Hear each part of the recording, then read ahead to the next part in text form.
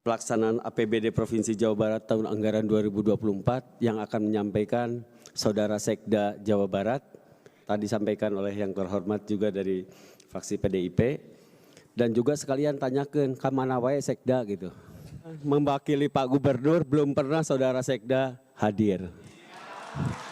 Dan sekarang pun di kantor nggak pernah ada. Perlu saya sampaikan ya bahwa tunggakan pembayaran BPJS 334 miliar lebih.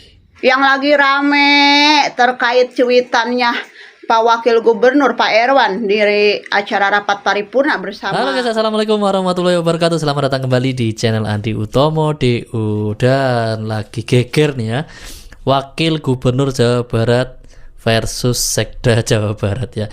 Ini sih awal mulanya dari minusnya anggaran Jawa Barat ya, di mana ada hutang ya, itu hutang BPJS ya 300 miliar lebih ya, dan ini sempat membuat Kang Deddy Mulyadi marah ya, cukup cukup membingungkan ya akhirnya untuk melakukan perubahan anggaran itu ya.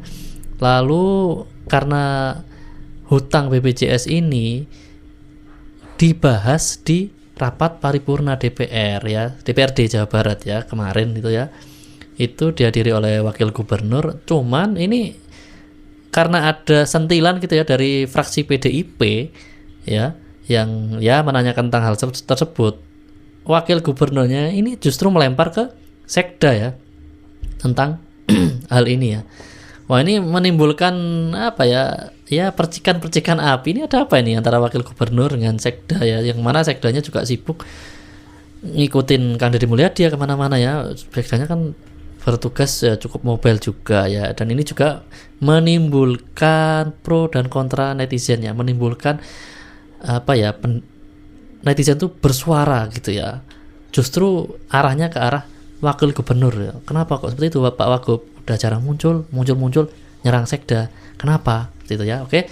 Ikuti terus video ini sampai selesai, dan buat kalian pendatang baru jangan lupa berikan dukungan Anda dengan cara klik subscribe. Yuk, langsung aja ya.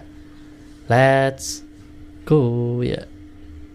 Ini KDM tadi memberikan penjelasannya tentang BPJS. Perlu saya sampaikan ya bahwa tunggakan pembayaran BPJS Provinsi Jawa Barat itu besarannya 334 miliar lebih. Gila. Mungkin ini dulu lupa untuk dianggarkan, sehingga belanjanya lebih mementingkan belanja-belanja yang lain.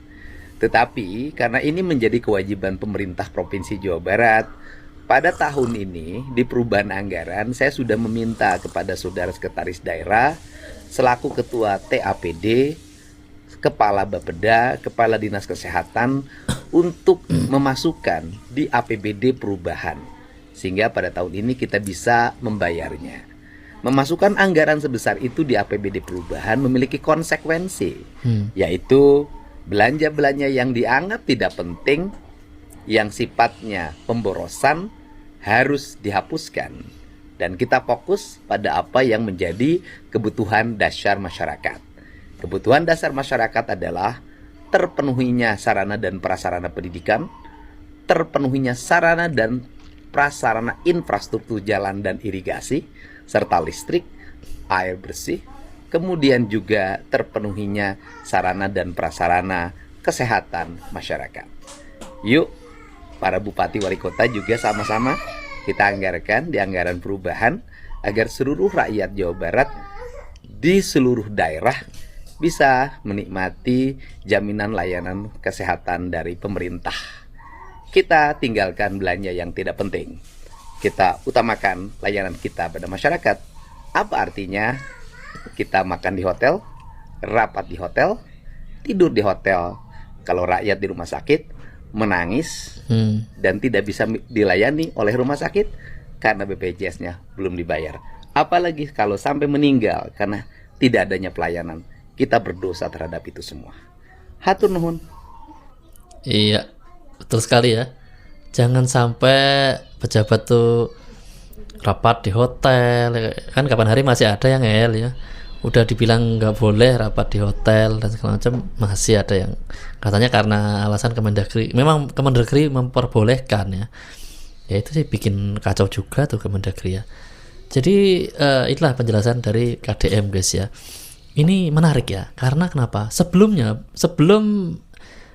hutang BPJS ini terbongkar ke publik ya, ini aja udah ruwet ya di Jawa Barat. Maksudnya ruwet gini, bukan apa ya, kan udah Kang Deddy udah efisiensi soal apa anggaran besar-besaran tuh ya, dana hibah dipotong, terus apa namanya ya itu tadi ya, yang rapat-rapat di hotel nggak boleh, ini itu pokoknya banyak yang dipotong. Itu menimbulkan keruwetan dari para elit.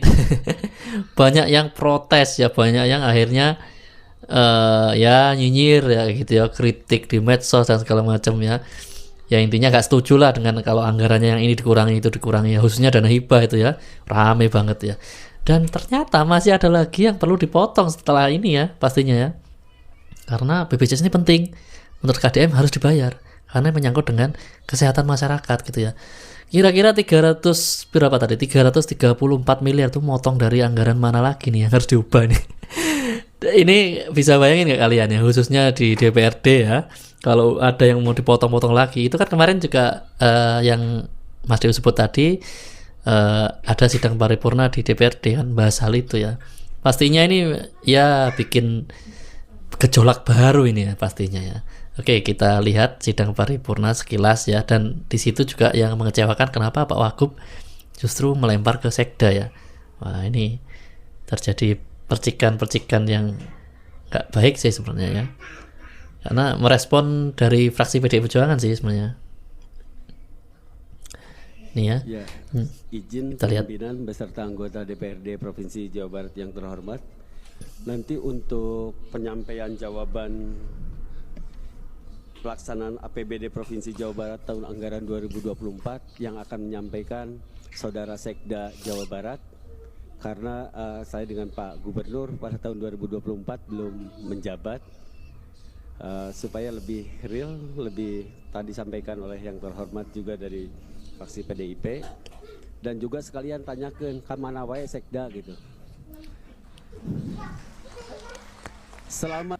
Oke. Awalnya baik ya, maksudnya awalnya itu ya bisa diterima ya, karena anggaran yang tahun 2024 KDM dan Pak Wagubnya ini itu Pak Irwan ya, itu belum menjabat, jadi supaya disampaikan oleh Pak Sekda ya. Oke, bisa diterima. Tapi ini kan menjawab pertanyaan dari fraksi PDI Perjuangan ya.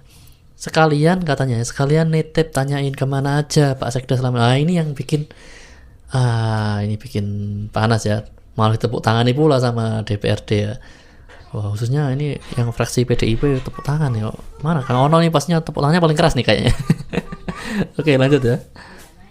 Selama saya paripurna mewakili Pak Gubernur, belum pernah Saudara Sekda hadir. Dan sekarang pun di kantor nggak pernah ada. Coba tanyakan sama yang terhormat anggota DPRD. Ya, terima kasih.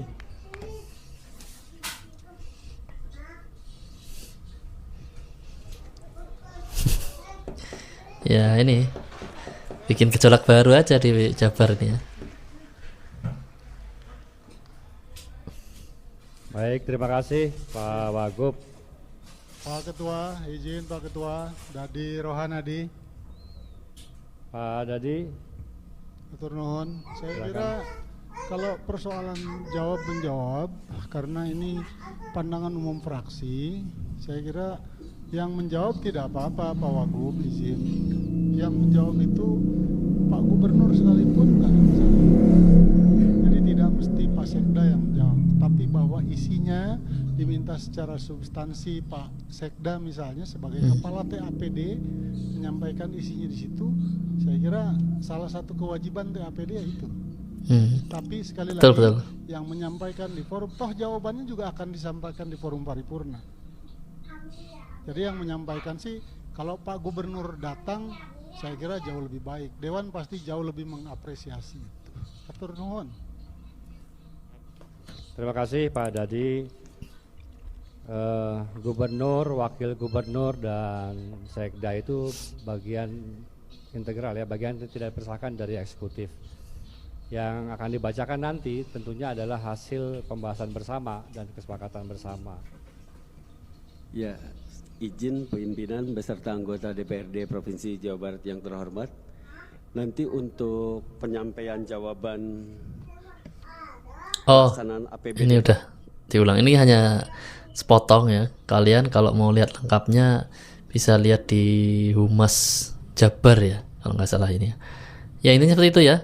Pak Wagub membuat pernyataan yang kontroversial ya, yang bisa menjadi gejolak baru di dunia perpolitikan Jawa Barat ya. Ya ini gimana nih komentar netizen dengan pernyataan Wagub ini? Wagub. Wah ini jawaban dari Pak Sekda nih. Dengerin dulu. Sampurasun warga Jawa Barat Rampes. anu istimewa kumadarama simkuring nembe dongkap nembe reureuh wangsul ti Pasir Munjul Kabupaten Purwakarta. Ditugaskeun ku Pak Gubernur Bapak aing Kang Dedi Mulyadi ngadampingi kunjungan kerja Pak Menko PMK ya kangge ningal pasca bencana pergeseran tanah di Pasir Munjul. Aya 248 jiwa terdampak, 83 kakak, 68 bumi. Ya Pak Menko masih simpati, bantosan, tur ngadorong akselerasi penanganan bencana, utamina pasca bencana, nyata relokasi. Satu acana Pak Gubernur oge tos on the spot langsung ke lapangan, kangge mempercepat evakuasi, sareng memetakan rencana relokasi. Nemoik itu, rengse mendampingi Pak Menko, simkuring langsung konsolidasi sareng Pak Sekda Purwakarta, sareng kalak BPBD Provinsi, sareng Kabupaten, kangge ngarumuskeun rencana tindak lanjut relokasi, tur mastikeun dukungan logistik, layanan kesehatan, tur nu sanesna kangge para pengungsi. Kukituna simkuring ngadugikeun hapunten nu kasuhun tadi teu tiasa ngiring rapat paripurna DPRD. Margi waktosna bersamaan sareng kegiatan di Purwakarta. Sekali deui neda tawakub.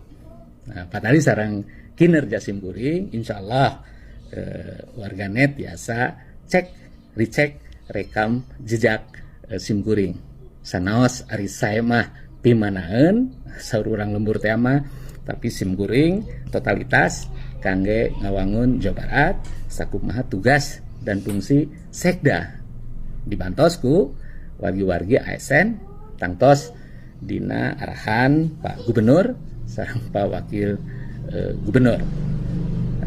Sakomo deui Pak Gubernur Kang Dedi Mulyadi ngadugikeun ya ASN ya termasuk Sekda di dalamnya ulah lempoy gitu, tapi kedah pok torolong kudu rancingeus. Ya seueur program Pak Gubernur anu luar biasa, bahkan outside the box ya. Eta sesapisan ya di backupna upami Sekda sareng jajaran henteu on the spot oge, henteu di lapangan. Numawi simkuring anu bertugas kangge ngarumuskeun kawijakan mulai tina identifikasi masalahna, kemudian agenda setting sareng rumusan solusi ya ngabantos kepala daerah ya kedah tiasa merasakan situasi kondisi atmosfer di lapangan. Janten punten upami henteu tiap dinten aya di gedung sate. Simkuring aya di dinas-dinas atanapi aya di lapangan.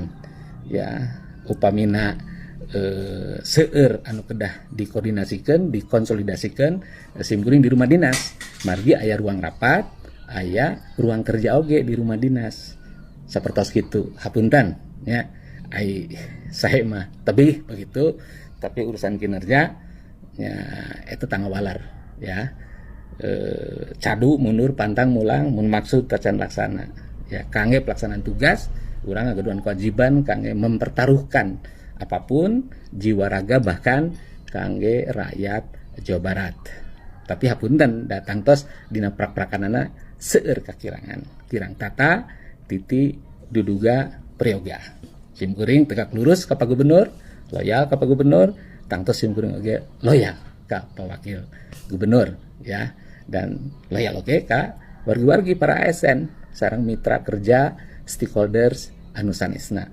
Mangga urang saserengan rempuk jungkung sauyunan sarendek saigel sabobot sapihanean ngawangun Jawa Barat.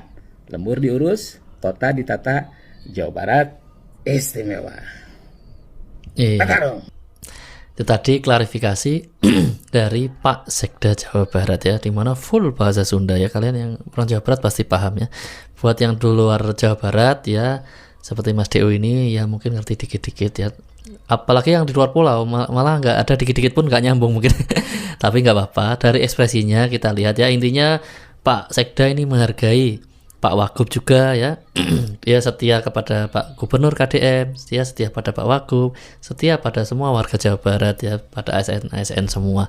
Jadi sebenarnya ketidakhadiran beliau di sidang paripurna kemarin itu karena beliau ditugaskan oleh Gubernur Pak KDM itu di Pasir Munjul ya, di Purwakarta itu ya, desa Pasir Munjul yang kemarin viral tuh ya kan.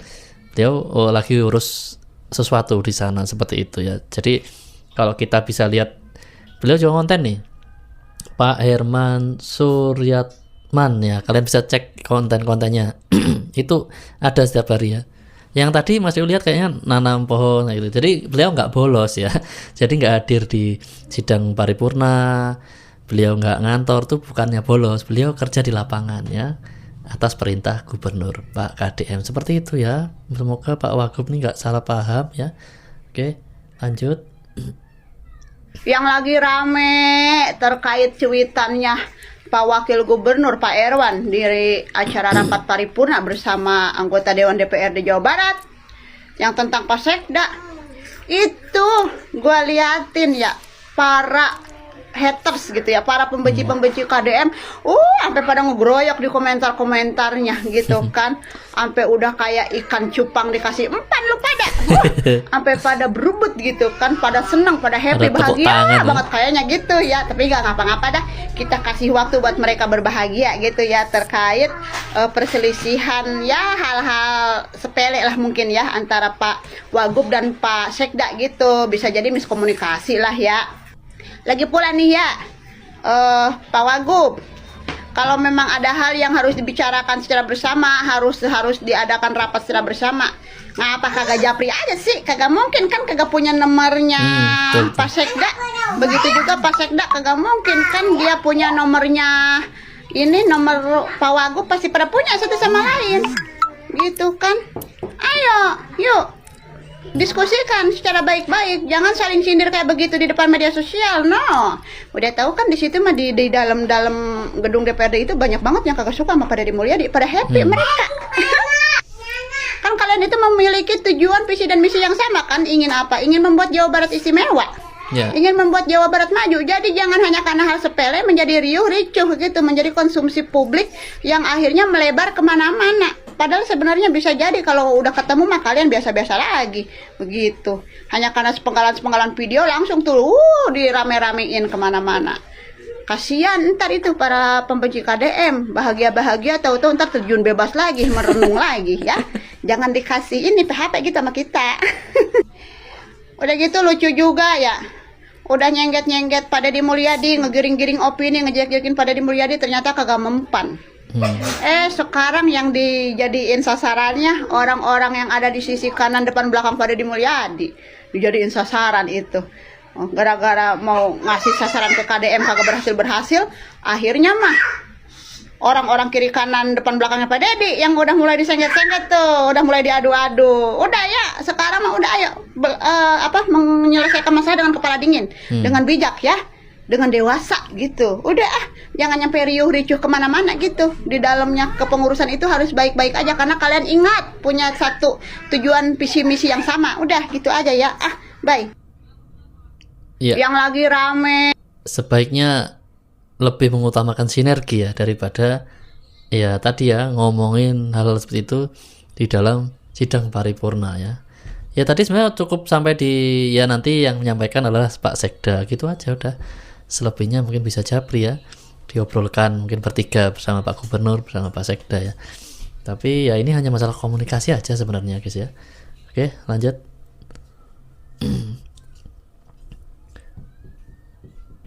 Pada kesempatan kali ini, saya ingin sedikit menyuarakan suara rakyat mengenai satu fenomena yang terjadi di rapat paripurna DPRD Jawa Barat. Pada kesempatan itu, Wabub Bapak Erwan menyentil kepada Sekda yang mengatakan saya tidak akan menjawab yang akan pertanyaan dari para anggota dewan. Yang akan menjawabnya yaitu Bapak Sekda, katanya gitu. Dan tolong juga tanyakan kemana antara ke kantor gitu. Nah, menurut saya kurang elok itu beliau berlaku dan berkata seperti itu di hadapan anggota dewan gitu. Kalaupun ada masalah internal antara gubernur, wakil gubernur dan sekda, kenapa tidak dibicarakan secara internal, kok dibicarakan di dalam rapat paripurna? Sedangkan yang kita tahu bahwa anggota DPRD Jawa Barat itu lagi nyari-nyari kesalahan dari pemerintahan Deddy Mulyadi. Sekarang kenapa Bapak Erwan ingin memperkeruh suasana gitu maksud saya. Jadi maaf kalau saya salah.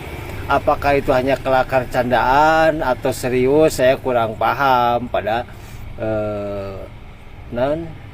pada kesempatan itu gitu. Tapi kalaupun kelakar ya kurang elok lah gitu. Kurang elok disampaikan dalam situasi rapat paripurna. Terima kasih.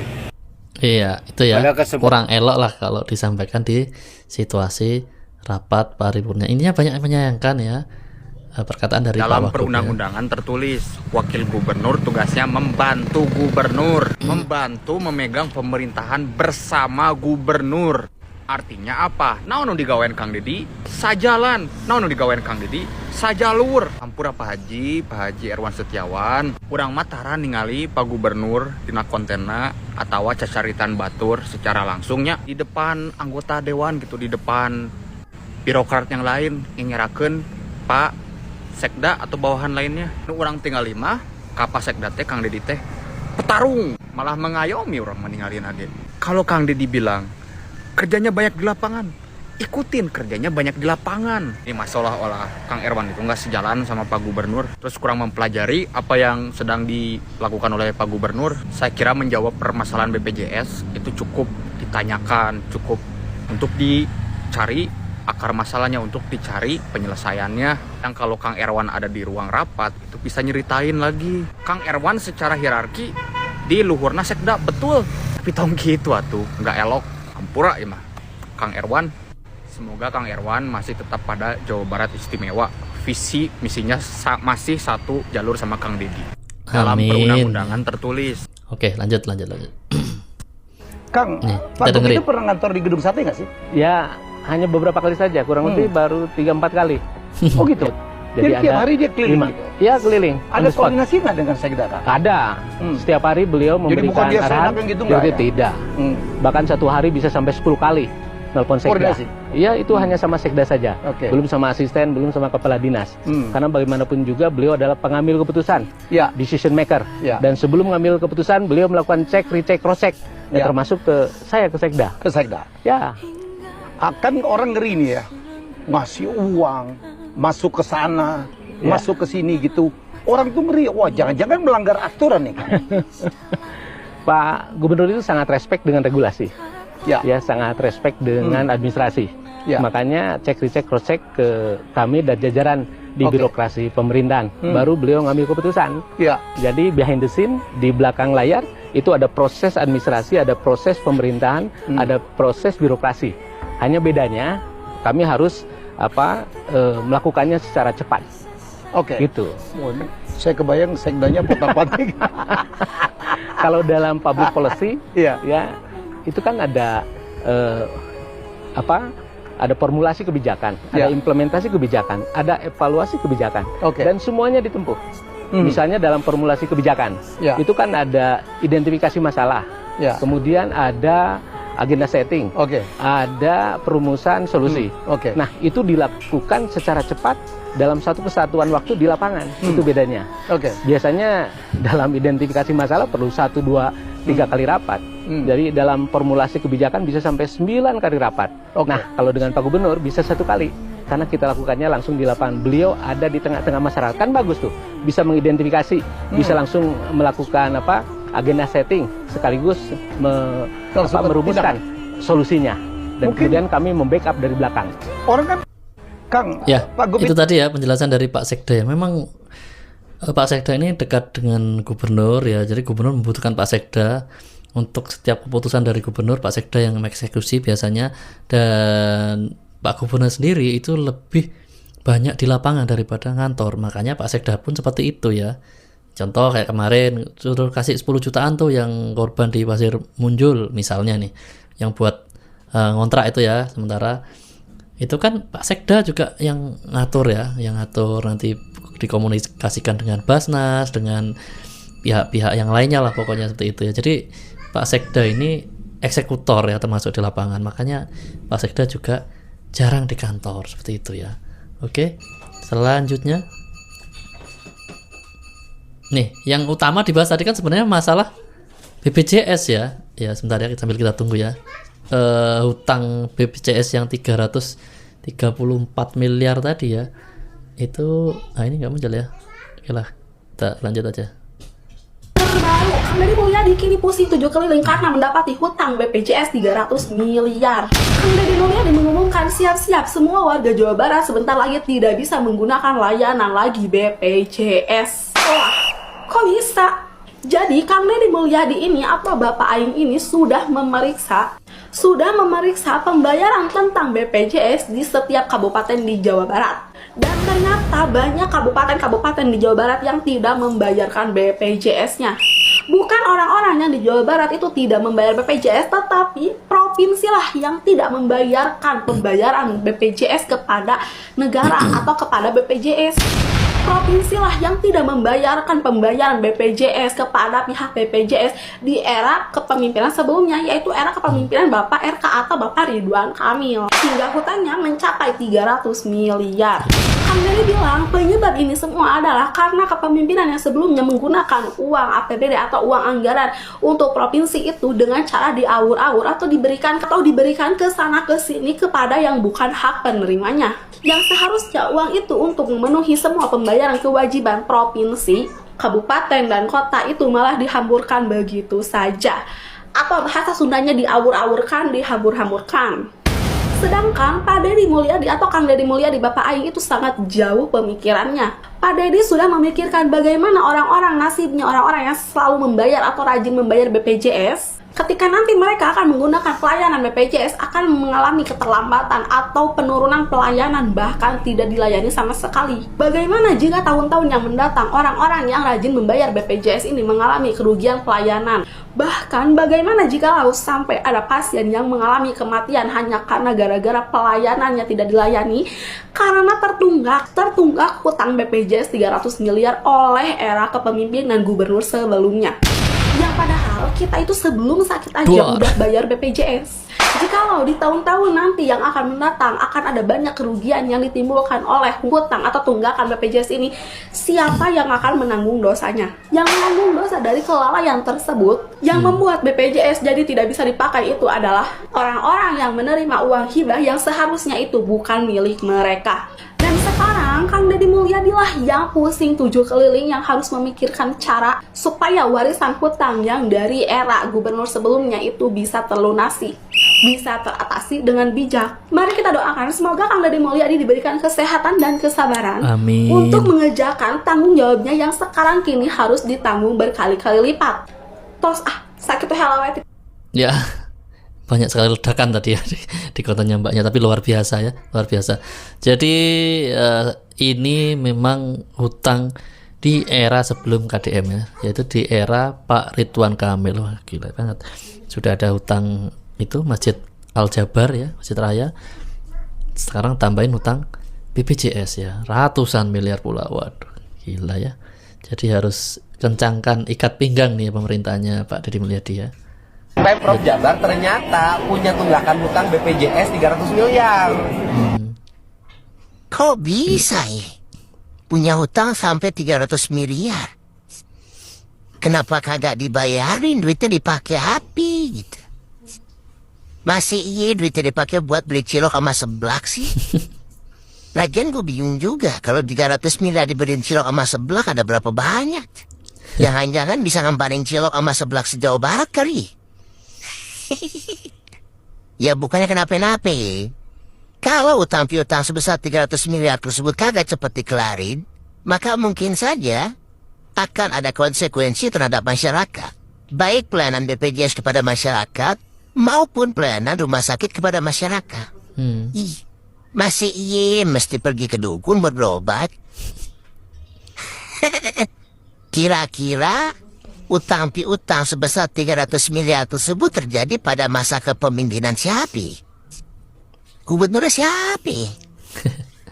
Kayak hafal kayaknya. Kayak si Akang weh. Iya kayak si Akang. Mungkin dananya kebanyakan dihibahin kali. Tapi masih iya. Apa jangan-jangan dananya buat si becak turbo? Tapi masih iya sih. Jelimet dah. Mungkin ini yang baru ketahuan kali. Gimana kalau yang kagak ketahuan? Wah curiga sebentar lagi baru akan ketahuan nih. Makin ketahuan aja kayaknya nih boroknya nih. Wah, alamat dah. Alamat dah ini. Kasus satu aja belum kelar. Ditambah kasus baru. Urusan becak turbo aja belum kelar. Tambah lagi urusannya. Mumet dasku kan. Pemprov Jabar ternyata. Oke. Lanjut ya.